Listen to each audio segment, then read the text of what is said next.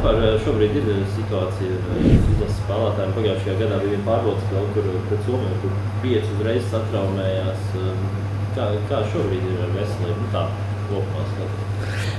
Kā jau hokeja pavasaris, viņi ir atbraukuši no saviem klubiem, no playoffiem. Ir kaut kādas mikrotraumas, kaut kādas varbūt nopietnākas traumas, bet es teiktu, ka visi džeki ir gatavi. Tās traumas ir apārstētas pietiekami tā, lai varētu spēlēt. Jā. Un tad to pārējo jau risinās pēc tam. Bet pagaidām es gribētu teikt, mierīgi cerams, ka tā arī saglabāsies.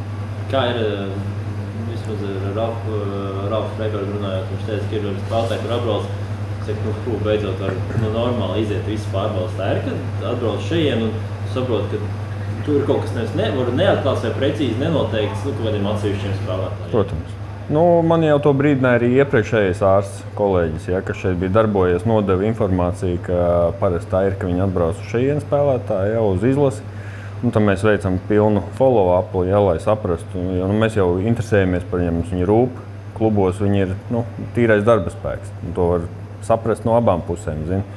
Par viņiem tiek maksāts, un viņi tu atstrādā arī savu. Un tad tā veselība, tur varbūt viņiem nav tā prioritāte. Viņiem prioritāte galvenais, lai viņi spēlē. Un tad viņi atbrauc šeit, un mēs cīnāmies ar to visu, ko mēs varam sacīnīt pēc tam.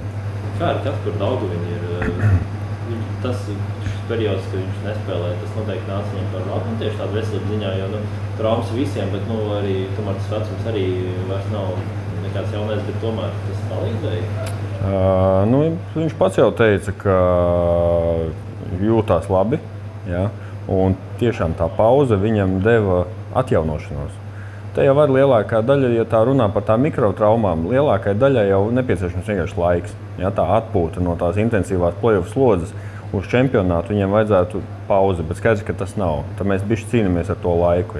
Redz, viņš to laiku ir izcīnījis, sadziedējis sevi, atjaunojies un ir pilnā gatavībā. Tā kā sūdzību nav. Super. Kā ir, es nezinu, specifiski, tu gribi teikt, vai vispār var teikt, ka viņš tur Eduarda trauma, kā tur ir tā situācija? Es izvairīšos no tā. No Rubīna arī, vai ne? Labāk, jā. Tās tēmas nevajadzētu runāt. Ir labi, kā jau teicu, visi ir gatavi spēlēt. Tas ir komentārs, ko var pateikt. Vai bija pārbaudas spēlēs, nesaucot arī vārds uzdevums, kāds spēlētāji, kur uz špricēm vai spēlēja pārbaudas spēlēs, kādiem sāpēm? Nē. Ar špricēm galīgi nav neviens. Tādas traumas tiešām ir jāizvērtē, ja tev nepieciešams šprices. Tagad sagatavošanās posmā tad jāizvērtē, vai vispār tā piedalīšanās ir tā vērta. Jo tās ir tādas nopietnas lietas, tās injekcijas, un mēs arī zinām, ka IHF ir kategoriski pret šāda veida darbībām. Tas ir uzreiz dopings. Mēs nezinām, kurā brīdī viņi var ierasties uz pārbaudēm un tā bioloģiskā pasa spēlētājiem. Tā kā ar to nē, galīgi nē. Tas nozīmē, ka tās injekcijas IHF ir aizliedzas, vai ir ierobežojumi. Lieli ierobežojumi, ko tā kā vajadzētu ievērot. Arī, protams, man tā klīniskā darbība savā slimnīcā darbojoties, un tās sekas tām injekcijām, ko veic cilvēki, neapzinoties vai mājās. Ļoti jāizvērtē tie riski. Tā medicīna ir visa tā spēle ar riskiem. Uz kādu risku tu izēji, pret kādu ieguvumu. Tad tas ir tā māksla, kur šeit nostrādā, ārstējot šos cilvēkus. Ja tu kā aizsmagi sāp, kur ir tas brīdis? Tu saki to, vai spēlētājs drīzāk saka, es gribu injekciju un tad spēlēšu? To mēs izrunājam savstarpēji. Es dodu rekomendācijas ārsts. Es nevaru, protams, tas ir viņa un trenera lēmums. Es dodu tikai savas rekomendācijas, ko vajadzētu, ko nevajadzētu, kā būtu labāk. Protams, ja tur ir kategoriski nē, tad tas ir kategoriski nē. Tur jautājumu daudz nav. Bet tā, protams, ir diskusija, un mēs jau iepriekš runājām, ka tas, ka es agrāk esmu spēlējis hokeju, vēl joprojām spēlēju, es izprotu to spēli, izprotu tās traumas, un es saprotu, kāda slodze viņam ir nepieciešama tajā spēlē. Un tad līdz ar to arī tu saproti, vai viņš var spēlēt, vai viņš nevar spēlēt, vai varbūt kaut kāds teips var palīdzēt, noņemt to sāpi tieši tajā momentā, kur tā sāpe parādās. Tā ir tā spēlēšanās ar to traumu nosacīta apārstēšana. tie vitamīni spēlētājiem paši ir ko klubs noteikuši viņi vai arī tu to rekomendē, piemēram, ko šajā posmā lietot, ko nelietot? Te jau ir labas iestrādes jau no iepriekšējiem gadiem, jā, un es pie tā pieturos ļoti strikti pret kaut kādiem aizliegtajiem, jā, vai aizdomīgajiem medikamentiem. No tā mēs cenšamies pilnībā izvairīties, cik tas ir iespējams. Par vitamīniem, ko viņi paši lieto, katram jau savs. Kā viņi ir profesionāli spēlētāji, es neiešu uzbāzties ar saviem medikamentiem, ņem šitas palīdzēs. Ja viņš atnāk parunāties, mēs varam izrunāt, jā, tos riskus atkal pret ieguvumiem, vai tas ir nepieciešams, kad to lietot. To visu mēs ļoti labi izrunājamies un tiešām parādās izpratnē arī par tiem medikamentiem un vispār uzturiem un uzturbagātinātājiem kā tādiem vien vairāk. Tas man ļoti priecē. Bet cik šaura ir tā līnija starp to aizliegto vielu un atļauto? Tu vari ir šīs kā arī atkal vārds rekomendācijas, kurus lieto un neskaties ne pa labi, ne pa kreisi. Un ik pa laikam hokejā visu sportā aizliet šajā gadiem, kad ir, un tas sportis saka, jā, es nepamanīju vai neiedomājos, cik šaura ir tā līnija, lai ļoti šaura. Pārkārt. Ļoti šaura. Redz, visnevainīgākie vitamīni var izrādīties kā dopinga sarakstā viela. Vai ir piejaukta klāt, vai uz tās pašas lentes ir gājis tas pats medikaments, kur gājis ir dopinga viela. To nekad nevar zināt.